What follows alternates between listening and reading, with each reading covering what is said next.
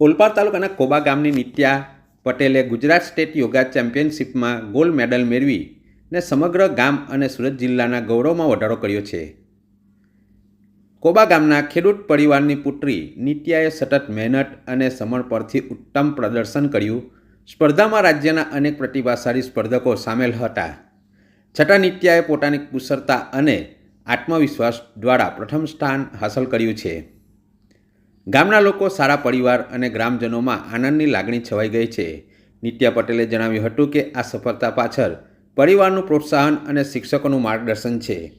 આ ગૌરવપૂર્ણ સિદ્ધિથી કોબા ગામે રાજ્ય સ્તરે પોતાનું નામ રોશન કર્યું છે અને અન્ય યુવાનો માટે પ્રેરણારૂપ સ્ત્રોત બની છે. ત્યારે કોબા ગામના સરપંચ દિલીપભાઈ પટેલ સહિત ગ્રામજનોએ અભિનંદન પાઠવ્યા હતા.